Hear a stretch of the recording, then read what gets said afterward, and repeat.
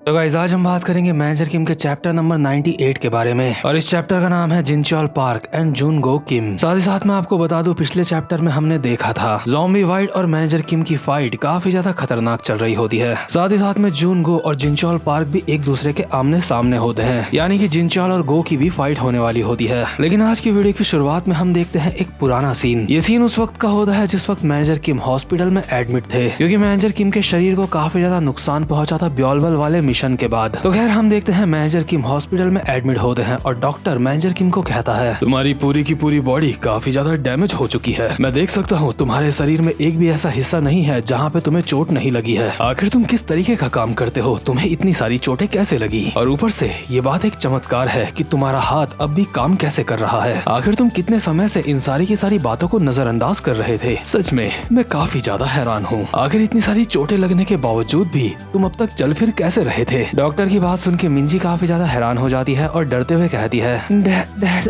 क्या आपको ये चोटें वहाँ नॉर्थ कोरिया वाले मिशन? लेकिन मैनेजर की मिंजी के सर पे हाथ रखते हैं और कहते हैं मिंजी बेटा, डैडी बिल्कुल ठीक है, चिंता मत करो। दरअसल तुम जो सोच रही हो ये चोट वैसे नहीं लगी मेरे, इनफैक्ट ये चोट तो मेरे उससे भी पहले लग चुकी थी। मिंजी कहती है क्या उससे भी पहले, लेकिन कब? इसके बाद हमें एक झलक दिखाई जाती है टॉम ली की, क्योंकि मैनेजर किम अभी टॉम ली के ही बारे में बात करने वाले होते हैं। मैनेजर किम कहते हैं ये चोट मेरे उस वक्त लगी थी जिस वक्त मैं अपना जॉब इंटरव्यू देने के लिए गया था। मिंजी कहती है क्या जॉब इंटरव्यू? आखिर वहाँ पे आपके चोट कैसे लग सकती है? लेकिन यार वो कोई नॉर्मल जॉब इंटरव्यू नहीं था। दरअसल वहाँ पे मैनेजर किम की फाइट हुई थी टॉम ली के साथ, जो कि काफी ज्यादा मजेदार फाइट थी। और अगर आपने वो फाइट नहीं देखी है तो आप कुछ पिछले चैप्टर्स देख सकते हो, वहाँ पे आपको वो फाइट देखने को मिल जाएगी। तो खैर इसके बाद हम वापस से प्रेजेंट मोमेंट में आते हैं, जहाँ पे मैनेजर किम की फाइट चल रही होती है ज़ॉम्बी वाइट के साथ। मैनेजर किम एक अलग से ही फाइटिंग स्टाइल के साथ खड़े होते हैं ज़ॉम्बी वाइट के सामने। इसलिए मैनेजर किम को देख के ज़ॉम्बी वाइट कहता है आखिर तुम क्या कर रहे हो? क्या यह किसी तरीके का मार्शल आर्ट? लेकिन ज़ॉम्बी वाइट के इतना कहते ही मैनेजर किम बहुत ही स्पीड में उसकी तरफ आते हैं और उसकी गर्दन में एक खतरनाक सा अटैक करते हैं। लेकिन मैनेजर किम इतने में नहीं रुकते, वो लगातार ज़ॉम्बी वाइट के ऊपर काफी सारे अटैक करे जा रहे होते हैं। अभी मैनेजर किम का फाइटिंग स्टाइल पूरी तरह से बदल चुका होता है। वैसे मैनेजर किम बहुत ही डिसिप्लिन के साथ फाइट करने वाले इंसान होते हैं, लेकिन अभी बिल्कुल ऐसा नहीं होता। ज़ॉम्बी वाइट के काफी सारे खतरनाक अटैक करने के बाद मैनेजर किम ज़ॉम्बी वाइट का कान पकड़ते हैं और एक ही झटके में ज़ॉम्बी वाइट का कान उखाड़ देते हैं, जिससे ज़ॉम्बी वाइट के कान से काफी सारा खून निकलने लगता है और ज़ॉम्बी वाइट खुद को बचाने के लिए मैनेजर किम से दूर हो जाता है। ज़ॉम्बी वाइट का पहले ही एक हाथ भी टूट चुका था, इसका मतलब अभी ज़ॉम्बी वाइट को काफी ज्यादा डैमेज पहुंच चुका होता है। ज़ॉम्बी वाइट पीछे हटते हुए मैनेजर किम को कहता है तू साले हरामजादे। लेकिन मैनेजर किम ने अब भी हमला करना बंद नहीं किया होता। मैनेजर किम बहुत ही स्पीड में आते हैं ज़ॉम्बी वाइट की तरफ और अपनी 2 उंगलियों से ज़ॉम्बी वाइट की आंखों में अटैक करते हैं। और इससे पहले कि मैनेजर किम अपनी उंगलियों से ज़ॉम्बी वाइट की आंख फोड़ते, हमें एक पुराना सीन दिखाया जाता है जहाँ पे मैनेजर किम की फाइट टॉम ली के साथ हो रही थी। इस सीन के साथ साथ हमें पीछे से मैनेजर किम की वॉइस ओवर आती है बेकोहाम में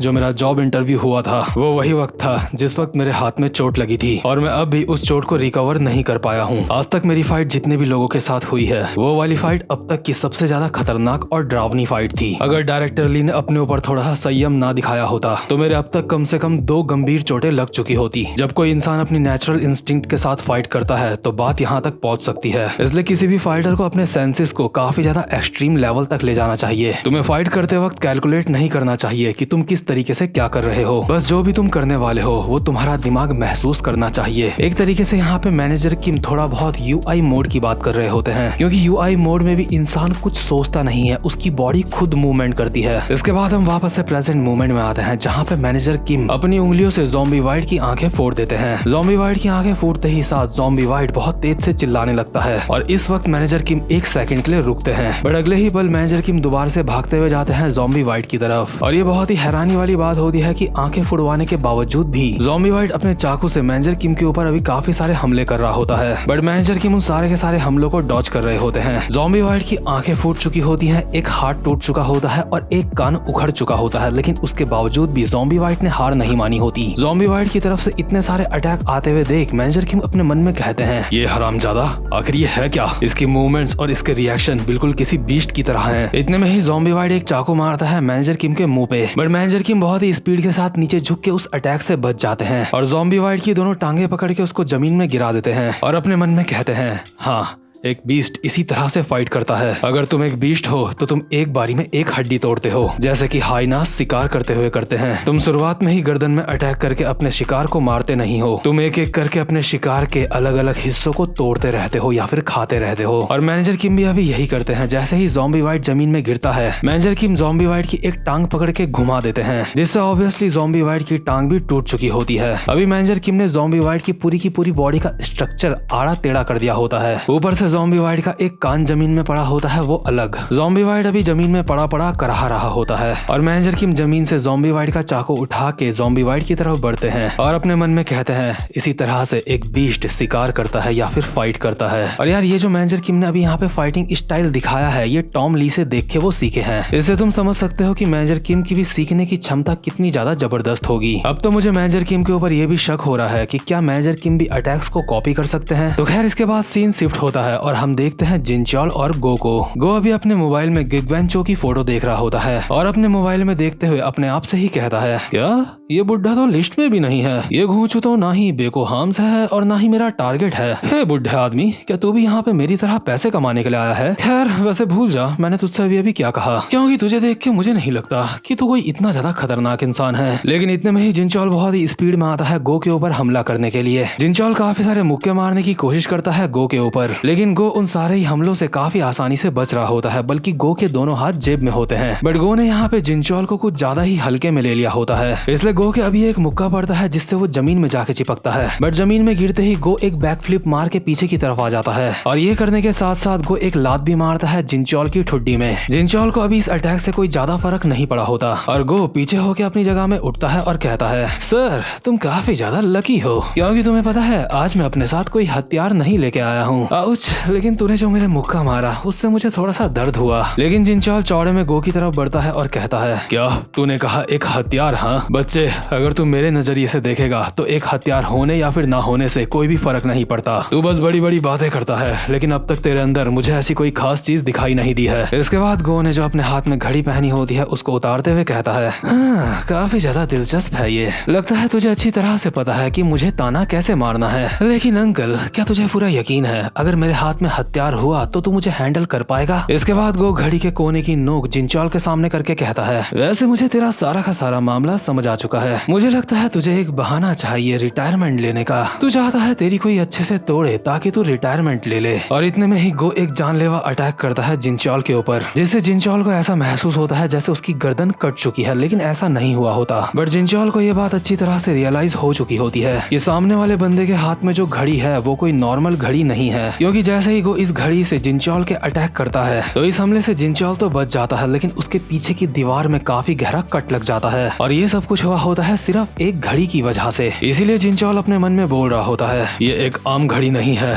ये चाकू में बदल चुकी है। इसके बाद गो घड़ी से एक और हमला करता है जिनचॉल के ऊपर और ये हमला भी काफी ज्यादा जानलेवा होता है। इतना ज्यादा जानलेवा कि अगर जिनचॉल इसको डॉज ना करे तो उसके 2 टुकड़े हो सकते हैं। इसके बाद सीन शिफ्ट होता है और हम देखते हैं उस मिस्टीरियस बंदे को जिसने सारे के सारे अलग अलग देशों के किलर्स को हायर करा होता है गिगवेंचो को पकड़ने के लिए या फिर मारने के लिए। ये मिस्टीरियस बंदा अभी एक कागज में चाइनीज में कुछ लिख रहा होता है और इसके बगल में पड़ी होती है वही लड़की जिसके बाल इसने पूरी तरह से नोच लिए होते हैं। साथ ही साथ में इस लड़की की हालत काफी ज्यादा खराब होती है और ये मिस्टीरियस बंदा अभी अपने साथ के बंदे को बोल रहा होता है, अच्छा तो तुझे लगता है वो कोरियन बंदा अपना मिशन पूरा कर लेगा और तुझे ऐसा इसलिए लगता है क्योंकि वो अपने ही देश में है ना? लेकिन सच कहूँ तो तेरी बात से मैं काफी ज्यादा निराश हूँ। मुझे लगता है तूने जो मुझे बात कही है तू इस बात का इससे भी अच्छा रीजन दे सकता है। ब्लैक मार्केट में जैसे ही टारगेट की लोकेशन रिवील होगी तो बहुत सारे देशों के किलर्स गिगवेंचो को मारने के लिए पहुंच जाएंगे। इसलिए इस बारे में मैं तेरी सच्ची राय जानना चाहता हूँ। आखिर तू क्या सोचता है? आखिर तुझे उस साउथ कोरिया वाले बंदे के ऊपर इतना ज्यादा यकीन क्यों है? दुनिया में और भी खतरनाक किलर्स मौजूद हैं जो गिगवेंचो को मारने के लिए जा रहे हैं। इसके बाद जो दूसरा बंदा होता है वो जवाब देता है, सर